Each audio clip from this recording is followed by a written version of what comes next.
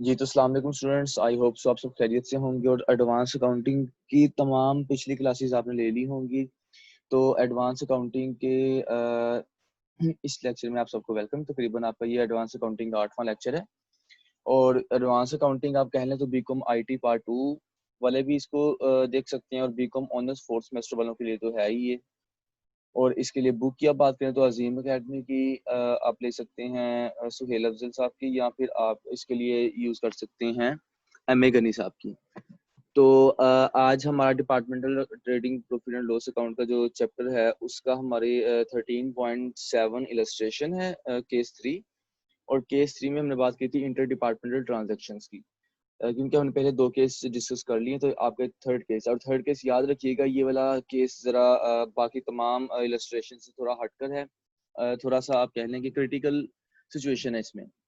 इसको बस आपने अंडरस्टैंड करना है, आपने समझना है, थोड़ा सा ज़हन इस्तेमाल करना है, तो इंशाल्लाह आपके लिए कोई मसला नहीं करेगा। अगर आपने इसको ना समझा तो आपके लिए माइट भी काफ़ी प्रॉब्लम क्रिएट करे, क्योंकि ये थोड़ा मुख्तसर है लेकिन ज़रा समझने वाली चीज़ है। तो जी मैं स्टार्ट कर रहा हूँ पढ़ना, आप इसको ज़रा गौर से सुनिएगा। From the following balances extracted from the books of Henry and company, prepare departmental trading profit and loss account and general profit and loss account for the year ended 31st December and a balance sheet as on that date after adjusting the unrealized departmental profits if any। आपने department trading account बनाना है, then आपने general profit and loss account बनाना है। यानी कि पहले आपका ग्रॉस प्रॉफिट आएगा, कैरी डाउन होगा, उसके बाद आप लोगों ने बनाना है general profit and loss account. General profit and loss account का मतलब क्या है कि आप ग्रॉस प्रॉफिट ब्रोडन वहां पर लेकर जाएंगे और वहां पर आप तमाम एक्सपेंसेस का जो आपने चार्ज करने होंगे वो आप करेंगे। एंड देन उसके बाद आप लोगों ने बनानी है बैलेंस शीट, और अगर आपको कोई अनरियलाइज डिपार्टमेंटल प्रॉफिट है तो उसको भी आपने डिस्कस करना है। अब ये अनरियलाइज डिपार्टमेंटल प्रॉफिट्स का एक नया कंसेप्ट है आपके इस सिलेबस में, तो इसको जरा आपने चीज को समझना है। अनरियलाइज डिपार्टमेंटल प्रॉफिट्स, और हम लोग ये क्यों निकालते हैं, क्या वजह होती है, क्या, इसको हम लोग डिस्कस करेंगे, माइट बी लेटर और माइट बी अभी। तो मैं जरा डेटा पा रहा हूँ। इसका डेबिट आपको दिया गया और क्रेडिट बैलेंस दिया गया है। कैपिटल आपका 3 लाख है, लैंड है, फर्नीचर है 1,25,000, फर्नीचर आपको 25,000 का है। ये आपकी बैलेंस शीट की 3 आइटम्स है। देन आपका ओपनिंग स्टॉक है डिपार्टमेंट ए का, डिपार्टमेंट बी का। डिपार्टमेंट ए का आपका है 30,000, डिपार्टमेंट बी का आपका है 40,000। परचेजिज आपकी डिपार्टमेंट ए की 10 लाख है और डिपार्टमेंट बी की आपकी 15 लाख की है। सेल्स आपकी डिपार्टमेंट ए की 20 लाख की है, डिपार्टमेंट बी की आपकी 32 लाख की है। देन जनरल एक्सपेंसेस आपकी 14 लाख के हैं। उसके बाद सन्ड्री डेटर्स आपकी बैलेंस शीट के आइटम है 2 लाख, सन्ड्री क्रेडिटर्स आपके 1 लाख बैलेंस शीट के आइटम है। देन ड्राइंग्स हैं आपकी तकरीबन 2,80,000 की, जो कि आपकी बैलेंस शीट के आइटम्स है। और कैश एट बैंक है आपका 10 लाख का। उसके बाद आपको कुछ एडिशनल इन्फॉर्मेशन दी गई है। Closing stock of different departments A rupees 1,30,000 including goods from B rupees 40,000 at cost to department A and Department B rupees 2,60,000 including goods from Department A rupees 90,000 at cost to Department B। लेकिन जो पहली line है ना आपकी, यही आपके लिए बहुत ही ज्यादा इम्पोर्टेंट है, मैं तो आपको ये कहूंगा, क्योंकि इसी की वजह से हम लोग अनरियलाइज जो प्रॉफिट है वो हम लोग फाइंड करते हैं। अदरवाइज आपका अनरियलाइज प्रॉफिट का कोई कंसेप्ट नहीं आना। तो देखिए उसने कहा है कि जो डिफरेंट डिपार्टमेंट्स का क्लोजिंग स्टॉक है वो आपके पास पड़ा हुआ है। ए का कितना है, 1,30,000। उस 1,30,000 में वो गुड्स भी शामिल हैं जो उसको बी डिपार्टमेंट से आए हैं कोस्ट पर, कितने के, 40,000 रुपए के। और department B rupees 2,60,000, department B का है 2,60,000 including goods from department A, और उसके 2,60,000 में वो गुड्स भी शामिल हैं जो कि डिपार्टमेंट ए से उसको आए थे 90,000 के एट कोस्ट पर। अब देखो, एक डिपार्टमेंट है, सपोज करें जी ए डिपार्टमेंट है, हम सपोज कर रहे हैं, उसने अपने कुछ गुड्स जो हैं वो कोस्ट पर भेज दिया, मतलब कोई उसने प्रॉफिट नहीं रखा, उसने कोस्ट पर भेज दिए बी को। अब बी के पास चीजें तो आ गई हैं, लेकिन बी को ये नहीं पता उसको प्रॉफिट कितना हुआ, या ए को ये नहीं पता उसको कितना प्रॉफिट हुआ है। तो इसे हम कहते हैं अनरियलाइज प्रॉफिट, क्योंकि उनको पता ना हो, रियलाइज ना हो, रियलाइजेशन ना हो कि उनको प्रॉफिट कितना हुआ है। ए और बी बोथ को अगर उन्होंने अपना ट्रांसफर किया कोस्ट में, उनके शामिल है, उनके क्लोजिंग स्टॉक में उनका कोस्ट में शामिल है, तो उस सूरत में हम लोग फिर इसको देखते हैं। तो अनरियलाइज प्रॉफिट हम लोग इसलिए निकालते हैं। होप सो आपको इस कंसेप्ट की समझ आ गई होगी, अनरियलाइज प्रॉफिट हम लोग क्यों फाइंड करते हैं। उसके बाद आपके सेकंड एडजस्टमेंट है, sales of department A include transfer of goods to department B of the value of rupees 2 lakh and sales of department B include transfer of goods to department A of the value of rupees 3 lakh both at market price to transfer departments. दूसरा concept ये आ गया आपका, मैंने आपको पहले ही कहा था ये जरा शॉर्ट है लेकिन हट के है। दोनों में आपके दो कंसेप्ट हैं। पहले वाले कंसेप्ट की वजह से आपका अनरियलाइज्ड प्रॉफिट फाइंड होगा। और दूसरा कंसेप्ट है ना, उसने बात किया कि जो डिपार्टमेंट ए की सेल्स हैं उसमें वो सेल्स शामिल हैं, मतलब वो ट्रांसफर भी शामिल हैं जो कि उसने बी डिपार्टमेंट को की थी 2 लाख रुपए की, जबकि बी की सेल्स में वो ट्रांसफर भी शामिल है जो कि उसने ए डिपार्टमेंट को की थी 3 लाख रुपए की। तो इसको भी हम लोग देख लेते हैं न्यूमेरिकली। अच्छा, उसके बाद आपका है opening stock of department A and department B include goods of the value of rupees 10,000 and rupees 15,000 taken from department B and department A respectively at cost to transferred departments. अच्छा जी, ये opening stock की उन्होंने बात की है। Opening stock जो है department A का और डिपार्टमेंट बी का, उसमें वो गुड्स भी शामिल हैं जो कि वैल्यू रखते हैं 10,000 और 15,000 की, जो कि बी डिपार्टमेंट से और ए डिपार्टमेंट्स में से उन्होंने लिए थे कोस्ट पर। यानी कि ए है डिपार्टमेंट और बी है डिपार्टमेंट, ठीक है। उसके डिपार्टमेंट की जो सेल्स है, उसके गुड्स हैं, उन गुड्स में इनके ए के डिपार्टमेंट के गुड्स में 10,000 शामिल हैं, बी डिपार्टमेंट के गुड्स में 15,000 शामिल हैं उनके ओपनिंग स्टॉक में, उनके ओपनिंग स्टॉक में। और वो 10,000 और 15,000 शामिल होने का मतलब क्या है, उनके 30,000 और जो 40,000 का ओपनिंग स्टॉक पड़ा हुआ है उसके अंदर उनके वो गुड्स भी शामिल हैं, वो तमाम गुड्स भी शामिल हैं जो कि उन्होंने ट्रांसफर की थी कोस्ट पर। ए ने ट्रांसफर किया था बी को कोस्ट पर और बी ने ट्रांसफर किया था ए को कोस्ट पर at cost to transfer department, जो लास्ट लाइन है। तो ये इसकी बात है, खैर इसका इतना कोई खास पॉइंट नहीं है। तो उसके बाद फोर्थ एडजस्टमेंट आपकी, depreciate land and buildings by 5%, furniture by 10% per annum. Land को और बिल्डिंग को आपने 5% के हिसाब से करना है, उसके बाद फर्नीचर को आपने 10% के हिसाब से करना है चार्ज डेप्रिसिएशन को। अच्छा जी, अब हम लोग चलते हैं इसके सोल्यूशन की तरफ। लेंगे स्टूडेंट्स, आपके सामने 13.7 इलस्ट्रेशन का सोल्यूशन शो हो रहा है। अब बहुत ही सिंपल बात, जो सी बात है, ओपनिंग स्टॉक आपको उसके अंदर 30,000 और 40,000 दिया गया था डेबिट साइड पर, तो आपने सामने लिख दिया ए का 30,000 और बी का 40,000, तो टोटल आपका हो गया 70,000, 70,000। उसके बाद आपकी आती हैं परचेजेस और सेल्स का कॉन्सेप्ट। यही वो बात थी जो मैं आपको बताना चाह रहा था। अब देखो, असल में जो उसने आपको क्रेडिट साइड इसकी देख रहे हो ना, क्रेडिट साइड पर जो सेल्स है वो 18 लाख की लिखी हुई है ए डिपार्टमेंट में, और बी में लिखी हुई है 29 लाख की, जबकि सेल्स जो डिपार्टमेंट ए की है वो थी 20 लाख की और जो बी की थी वो थी 32 लाख की। अब उसकी वजह क्या है, हमने जो इसकी सेल्स हैं वो हमने 18 लाख और 29 लाख क्यों लिखी है, उसकी वजह ये है कि उसने मेरे एडजस्टमेंट में कहा था कि जो सेल्स है डिपार्टमेंट ए की और डिपार्टमेंट बी की, उसमें शामिल है जिसने ट्रांसफर किया था गुड्स। यानी कि 18 लाख है ना, 18 लाख की सेल्स हैं, असल में 20 लाख की थी, 2 लाख उसने ट्रांसफर कर दिया था। तो अब देखो, उसने ट्रांसफर का हमें बताया हुआ है लेकिन हमने उसको लिखा नहीं, हमने उसको अलग अप कर दिया। हमने सेल से 2 लाख निकाला, डिपार्टमेंट ए की बात कर रहा हूँ, डिपार्टमेंट ए की 20 लाख की सेल्स थी, ठीक है। हमने डिपार्टमेंट ए की सेल्स लिख दी 18 लाख की, और उसी के नीचे हमने डिपार्टमेंटल ट्रांसफर की एक एंट्री बनाई और उसमें हमने लिख दिया जी कि 2 लाख रुपए इसने ए ने ट्रांसफर किए थे, मतलब ए से गए थे। ऐसे हमने बी के साथ किया, बी की 32 लाख की सेल थी लेकिन हमने 29 लाख लिख दिया, और उसी के नीचे हमने 3 लाख लिया कि जी इसने 3 लाख रुपए की ट्रांसफर की थी। टोटल इसका 5 लाख ट्रांसफर हो गया और 247 लाख टोटल आ गया। अब इसी की हम बात करते हैं बी में, सॉरी परचेजेस में। अब अगर तो एक डिपार्टमेंट की सेल्स जो है उसमें ट्रांसफर शामिल है, इसका मतलब क्या है कि दूसरे डिपार्टमेंट की परचेजेस में भी ट्रांसफर शामिल है, क्योंकि सेल की उसने बात की, उसने ट्रांसफर की बात नहीं की। तो यानी कि उसने सेल की ट्रांसफर के तौर पर, कोस्ट पर की, और परचेजेस हुई दूसरे डिपार्टमेंट्स ने की, कोस्ट पर की और ट्रांसफर के जरिए की। ऐसी बात है। असल में देखो, अब डिपार्टमेंट ए की परचेजेस देखो 7 लाख लिखी हुई है, जबकि परचेजेस की अमाउंट आपको यहाँ पर क्वेश्चन में 10 लाख दी गई थी।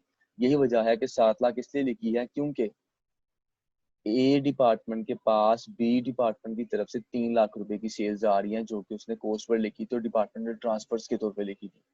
तो 3 लाख इसके पास आ गया, 7 लाख आपने परचेजेस लिख दी और उसी के नीचे आपने ट्रांसफर्स लिख दी 3 लाख की। सेम आपने किया बी के साथ, क्योंकि ए से सेल में से गया था ना 2 लाख रुपए, बी के पास सेल में परचेज में आ गया 2 लाख, तो हमने ट्रांसफर 2 लाख अलग लिख दिया और 13 लाख की परचेज हमने अलग लिख दी, क्योंकि आपकी परचेज थी 15 लाख की। तो जी ये थी छोटी सी बात जो मैं आपको समझाना चाह रहा था। आई होप सो आपने इंशाल्लाह इसको काफी हद तक समझ लिया होगा। उसके बाद आप देखिए क्लोजिंग स्टॉक। अब क्लोजिंग स्टॉक क्या है, जो उसने आपको दिया था आपने वही लिख दिया है। 1,30,000 और 2,60,000 उसने आपको दिया हुआ था, तो आपने इसको एज इट इज लिख दिया। जो है ना अनरियलाइज्ड प्रॉफिट वाला कॉन्सेप्ट, वो इसके बाद मैं डिस्कस करता हूँ, आपको ज्यादा अच्छे से क्लियर हो जाएगा।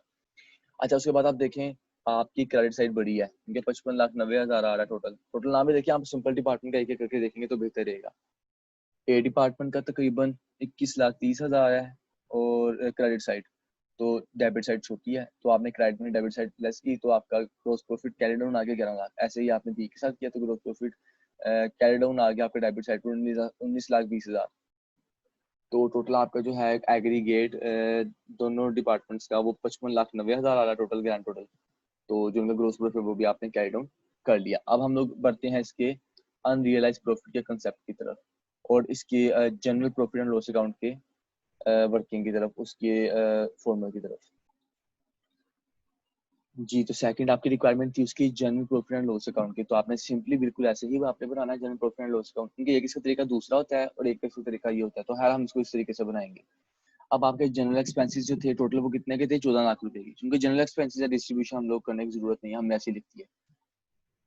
General profit and loss account का मतलब क्या होता है कि आपने जी तमाम एक्सपेंसेस इकट्ठे ही लिखने हैं, क्योंकि डिपार्टमेंट के आपने अलग अलग करने ही नहीं है, तो क्या हम इसको इकट्ठे लिखी जा रहे हैं।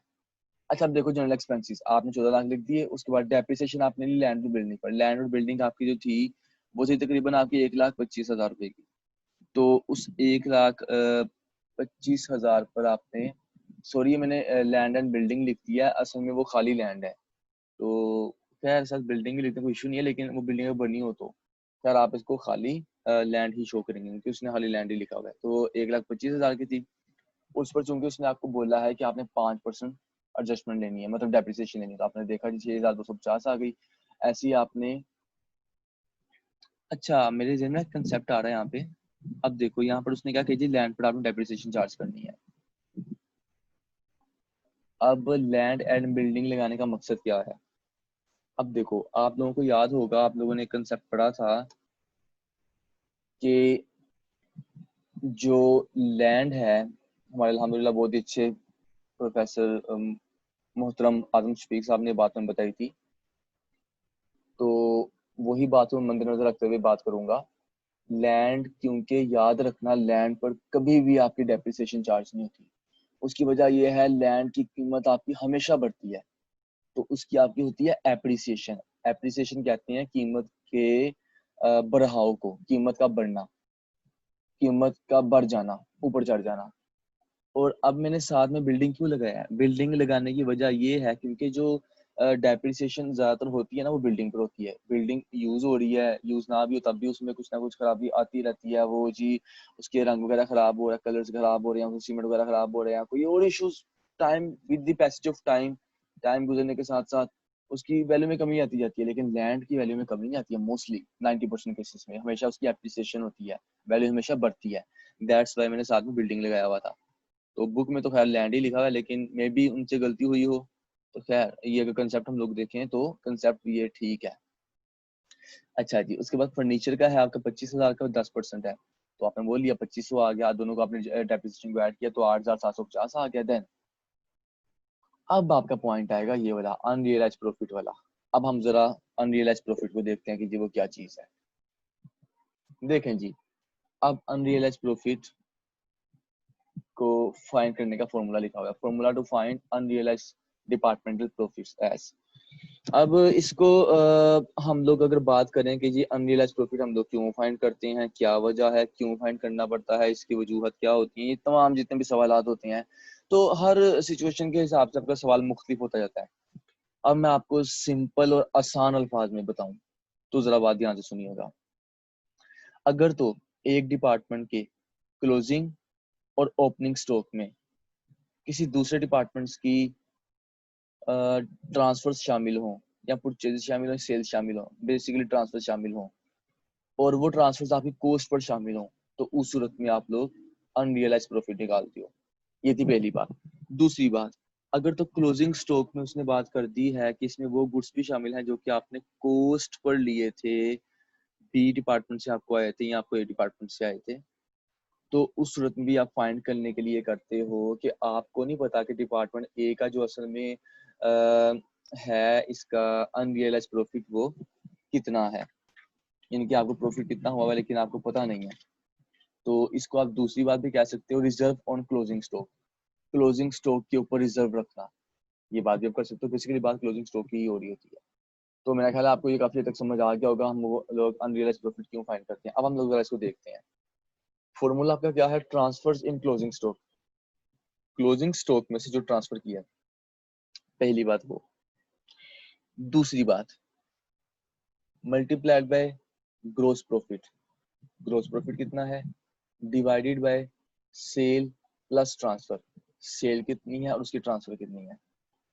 अब इसमें बहुत ही ज्यादा काबिले गौर बात, सॉरी काबिले गौर बात कि हमने इसमें ग्रोस प्रॉफिट किस तरह लिखना है, हमने ट्रांसफर इन क्लोजिंग स्टॉक कौन से लिखने हैं, किस डिपार्टमेंट के लिखने हैं, सेल किसकी, ट्रांसफर किसकी।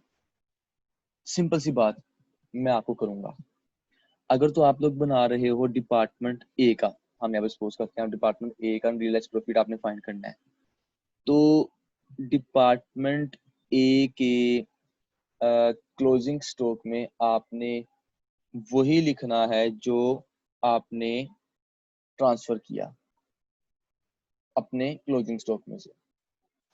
अब देखो अगर हम लोग सिंपल बात करें तो डिपार्टमेंट ए की 90,000 है जो कि उसने ट्रांसफर की थी, यानी कि डिपार्टमेंट ए ने ट्रांसफर किए थे किसी दूसरे डिपार्टमेंट को, तो 90,000 उसने लिख दिया, मल्टीप्लाइड बाय 11 लाख। अब ये 11 लाख किसका है, ये डिपार्टमेंट ए का ही है ग्रोस प्रॉफिट, और divided by sale plus transfer.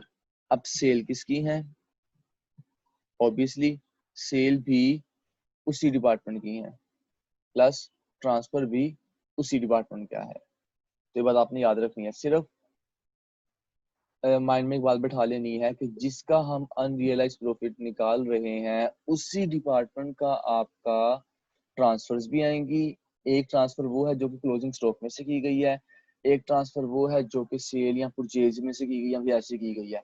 अब जो क्लोजिंग स्टॉक में से की गई है वो कॉस्ट पर की गई है, और जो ट्रांसफर दूसरी की गई है सेल में से या परचेज में से जिस तरह भी हुआ है वो मार्केट प्राइस पे की गई है।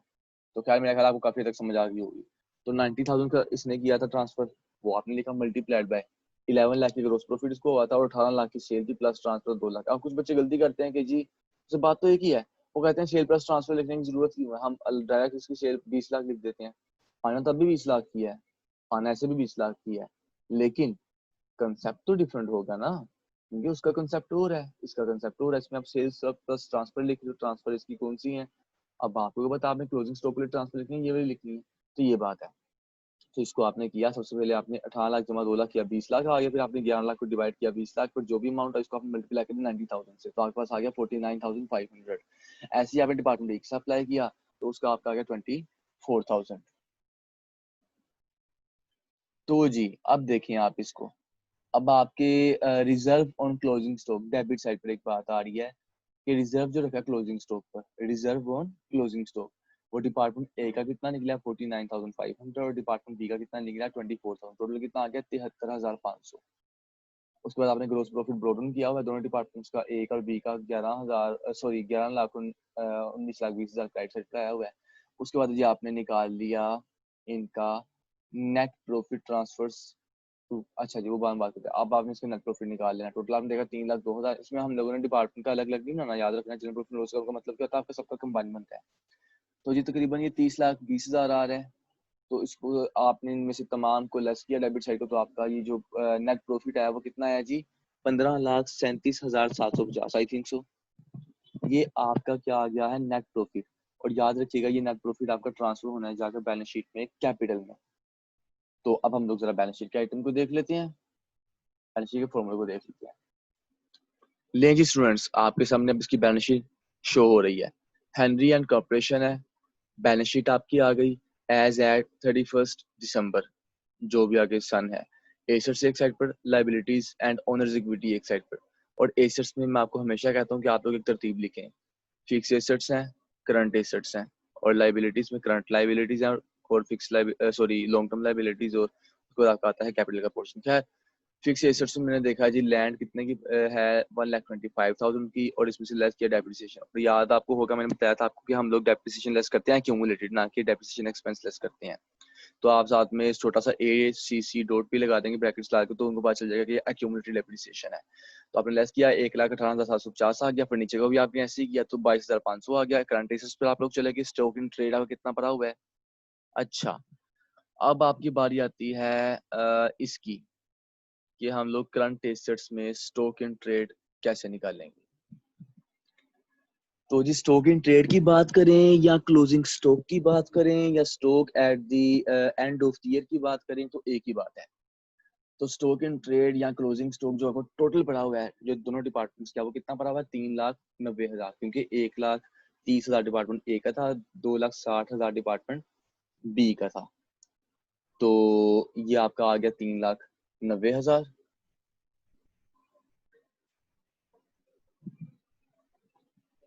और इसमें से आपने लेस करना है रिजर्व ऑन स्टॉक, जितना कि आपने रिजर्व रख दिया। हमने निकाला ना अनरियलाइज्ड प्रॉफिट निकाला हमने दोनों डिपार्टमेंट्स का, वो आपका तकरीबन 73,500 बना, जो कि हमने general profit and loss account में लिखा था।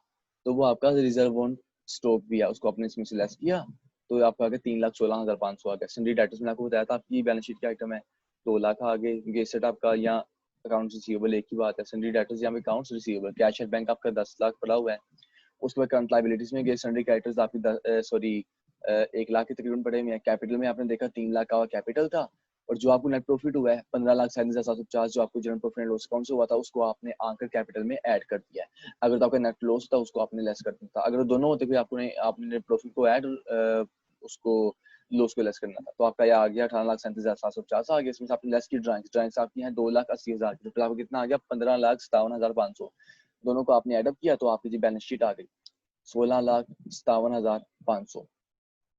तो वो एक कहावत भी है ना कि जो कॉमर्स के स्टूडेंट्स होते हैं उनको अपनी शादी की इतनी खुशी नहीं होती जितनी कि उनको बैलेंस शीट के बराबर आने की खुशी होती है। तो खैर ये इसी तरह से ही है सिचुएशन, इसी जैसे आपके पेपर में बैलेंस शीट बराबर आ जाए। तो खैर 16,57,750 आपकी आ गया टोटल, ग्रैंड टोटल। तो अल्हम्दुलिल्लाह आज आपकी इलस्ट्रेशंस कंप्लीट हो गई हैं 13.7 तक, और मेरा ख्याल है ये काफ़ी हद तक थोड़ा टफ थी। इंशाल्लाह मुझे उम्मीद है कि इस लेक्चर से आप लोग काफ़ी कुछ सीखेंगे और इंशाल्लाह समझेंगे। तो इसके बाद हम लोग इंशाल्लाह शुरू करेंगे इसकी प्रॉब्लम्स। ठीक है बच्चे, तो फिर अपना आप सब लोग ख्याल रखिएगा। Take care of yourself. अल्लाह हाफिज़।